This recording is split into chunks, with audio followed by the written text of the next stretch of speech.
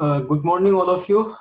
Today we will discuss on the message of authentication code MAC and the hash function. So first of all, we discuss about some MAC or message authentication. First of all, what is the message authentication or message authentication function? For any authentication function, we require two things. Number one, a function that produce a value that is known as authenticator. This authenticator is used to authenticate the message. For example, uh, it works like a key. The key basically used in the uh, uh, public key or the private key. Number two, a function that verify the authenticity of the message at the receiver side means check the message on the receiver side, the message is accurate or message is the correct. So basically there is the two things in the message authentication and the message authentication function.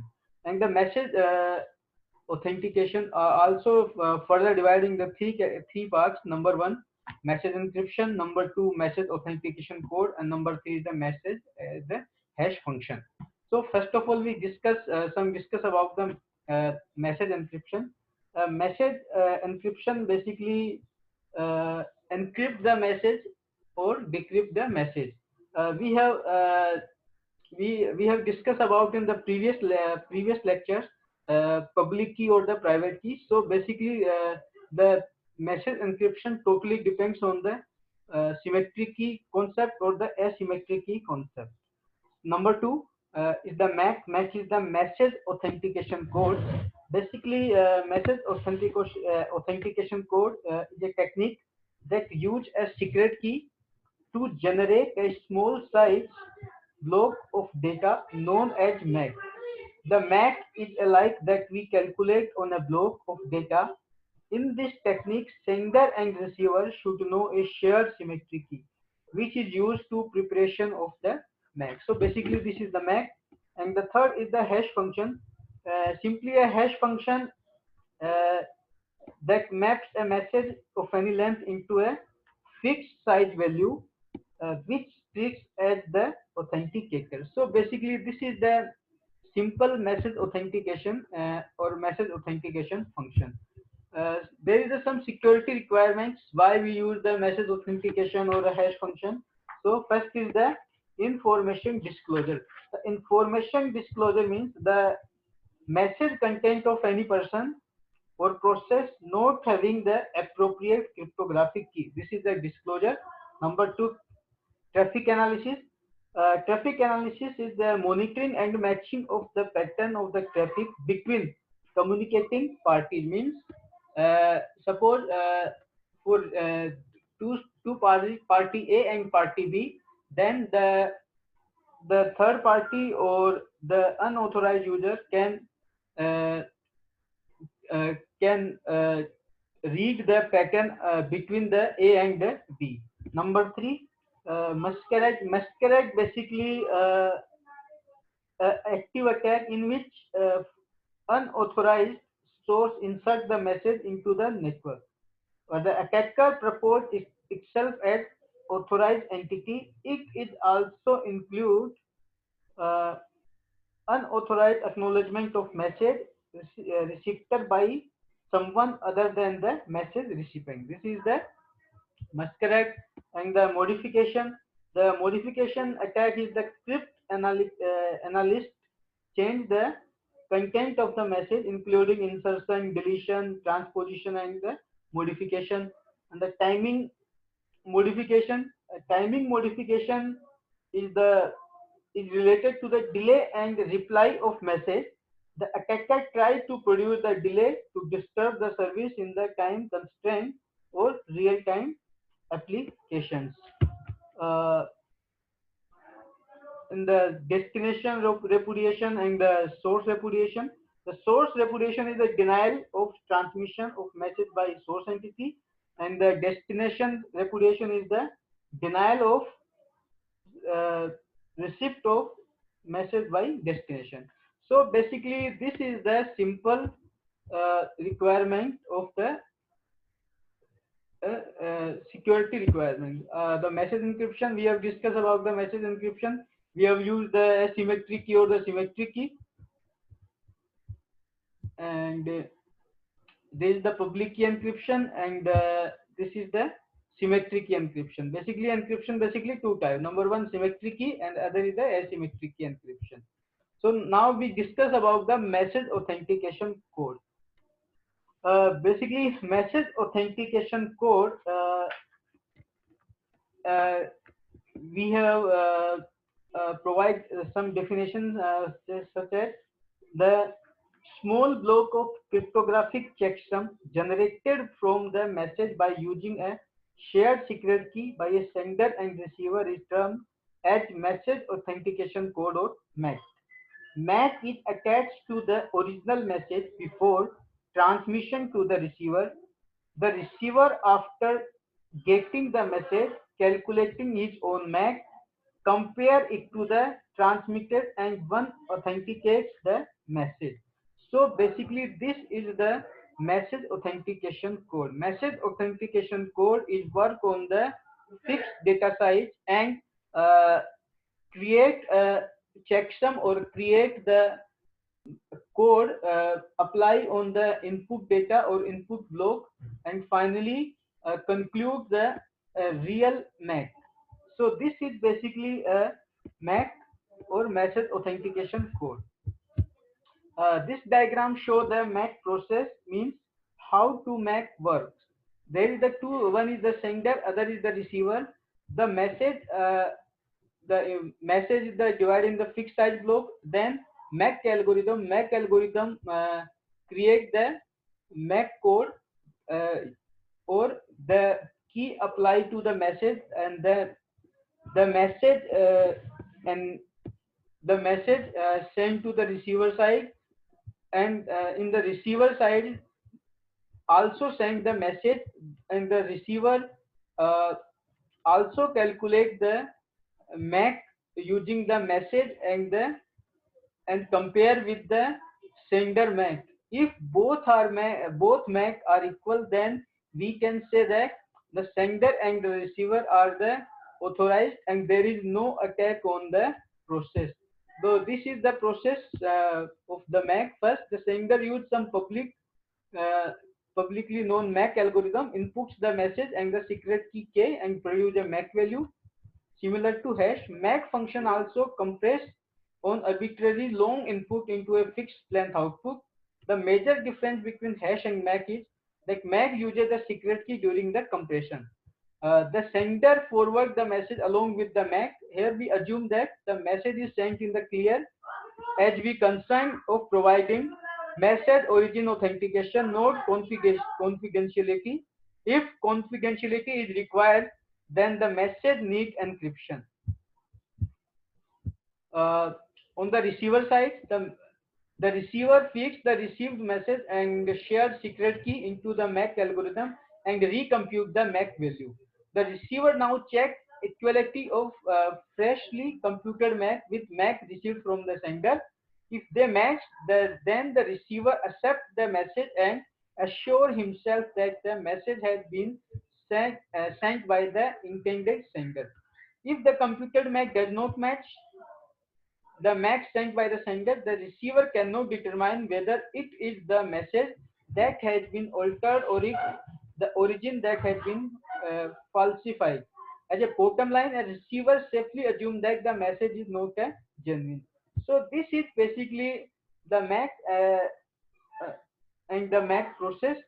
There is a why we use MAC. MAC basically use authentication needed, and sometimes need authentication to persist longer than the encryption. So this is the MAC, or there is some properties of MAC. The MAC is a cryptographic checksum, means we have applied the fixed size of fixed size MAC, and we have produced the uh, checksum of message. This is the M, and this is the CK is the function, and the M is the checksum. So this is the real this is the MAC cryptographic checksum, or using the secret key, fixed size authenticator, or it is the many to one function where potentially many messages have some same MAC, but finding these needs to very difficult. Or we can say that MAC is also known as the cryptographic checksum is generated by a function C. That MAC is appended to the message at the source at a time when the message is assumed or known to be secret. The receiver authenticates that message by recomputing the MAC. The MAC function is many to one function. Since potentially many arbitrarily long messages can be condensed to the same summary value, but don't want finding them to be easy. So this is basically a simple uh, MAC or MAC properties. uh, what is requirement of the MAC? Requirement for the MAC basically is that you taking into account types of attack, need of MAC satisfy the following. Knowing a message and MAC is infeasible to find another message with same MAC. The MAC should be uniformly distributed and the MAC should be depends equally on all bits of the message. Thus, there is the three basics requirement of the MAC. After this, what is the limitations of the MAC? Uh, Number one, establishment of shared secret key means it can provide message authentication among pre-decided legitimate users who have shared key. Number two, this requires establishment of shared secret prior to use the MAC. And the inability to provide non-repudiation, basically non-repudiation is the assurance that a message originator cannot deny any previously sent message and commitments or actions. And the MAC technique does not provide a non-repudiation service if the sender and receiver get involved in a dispute over message origination. MAC cannot provide a proof that a message was indeed sent by a sender, and the no third party can compute the MAC. Still, sender could deny having sent the message and claim that the receiver forged it, and it is possible to determine which of the two parties computed to the MAC. So this is basic simple MAC. After this, we have discussed about the hash function. So now, what is the hash function? Hash function is different from the MAC, where in the MAC we use the key, where in the hash function we have not used any key.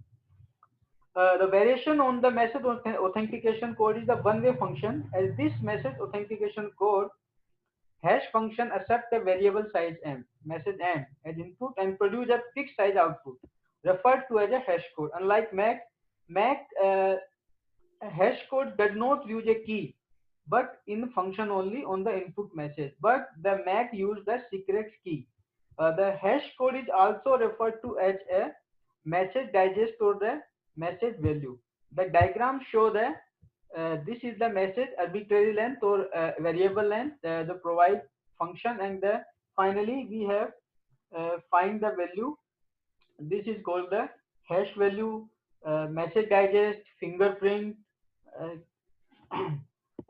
Basically, the hash function or the hash code is like work as the LRC or the CRC, that is the longitudinal redundancy check and the cyclic redundancy check. Uh, this is the simple MAC, and what is the basic requirement of the hash function? Hash function can be applied any size of the M or any size of the function. Number two, uh, this is always produce the fixed length of the output. This is called the H. Number three, easy to compute H equals to capital H of M for any message M. Uh, Suppose given H is infeasible to find X, suppose H of X is equal to H. This is the not possible because the hash function always follow the one-way property. And the other is given X is infeasible to find Y, H of capital H of Y equal to capital H of X means uh, always two message produce different hash code. This is called the weak collision resistance, and the last is the infeasible to find h of y, h of x is equals to strong collision resistance. We can say that the means that the same message always produce the same hash code. The purpose of hash function is produce a fingerprint of a file, message, or other block of data. There are specifications for good hash function. Essentially, it must extremely difficult to find two messages with the same hash, and the hash should not be related to the message in any obvious way. There are quite a few similarities in the evolution of hash function and the block cipher, and its evolution of the destination of design requirement on the both. So this is the basically requirement of the hash function. The back after this we have discuss on the simple hash function. And the simple hash function are the several proposal of simple function. This is based on the XOR of message block, and all hash function operate using the following general principles. The input is viewed as a sequence of n-bit blocks, processed one block at a time in an iterative fashion to produce an n-bit function. Can construct a range of possible simple hash function just by XORing blocks with rotates. None of these are secure since can predict how changes to message affect the resulting hash. So this is the simple hash. After this, we have discussed about the birthday attack. Basically the birthday attack. Uh, the birthday attack is a cryptographic attack based on the mathematics by the birthday paradox. This math turns up whenever the questions of two cryptographic operations producing the same result become an issue. So this is the basic birthday paradox. And for a cryptographic hash or a message digest function, if any enemy can find two inputs that hash to the same output, then he may be able to subvert the authentication that these functions are intended to provide. Number two, if a challenge response authentication system produce the same challenge twice, then an enemy who has kept careful records could break in by looking up the correct response and giving it. And when two outputs, a block from a block cipher, are identical, the enemy gains some information, assuming the key has not changed. He then know the two inputs blocks were identical. So basically, birthday attacks or the birthday paradox is that the chance that in the group of people two will share the same birthday. Suppose only 23 people are needed for a paradox, a probability greater than equal to 0.5 of this. Can generalize the problem to one wanting to matching pair or any two sets and show need 2 to power m divided by 2 in each to get matching m with hash.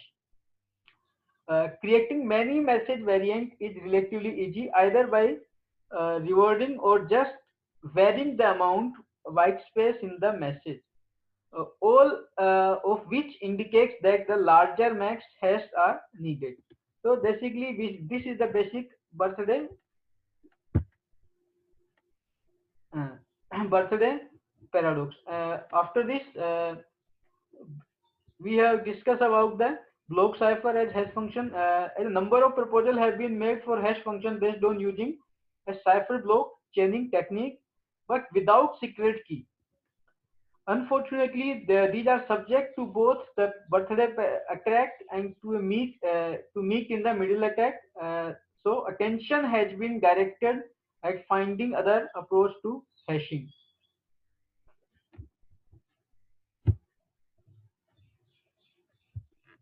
Hash function and the max security. Basically, number one is the basically two types of attacks analysis in the hash function or max. one is the brute force, other is the cryptanalysis. Number one, what is the brute force? Brute force attack basically the brute force attack the potentially of hash function against brute force attack depends solely on the length of the hash code produced by the algorithm. So the brute force attack on the Mac is more difficult undertaking because it requires no message Mac pairs. So this is the brute force for the hash function in the Mac. And the cryptanalysis exploit structure like the block cipher wants brute force attack to be the best alternative. As with encryption algorithm, cryptanalysis attack has function and the Mac algorithm seek to exploit some property of the algorithm to perform some attack other than exhaustive search. The way to measure the resistance of a hash or Mac algorithm to cryptanalysis is to compare its strength to the effort required for a brute force attack. That is, an ideal hash or Mac algorithm we require a cryptographic effort greater than or equal to the brute force effort.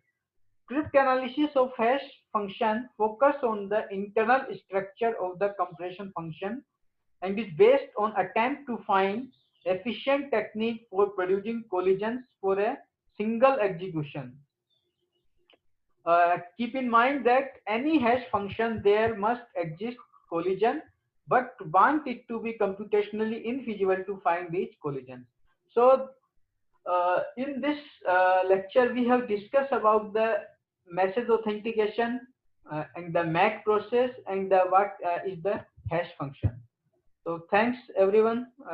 So watching this video. Thank you.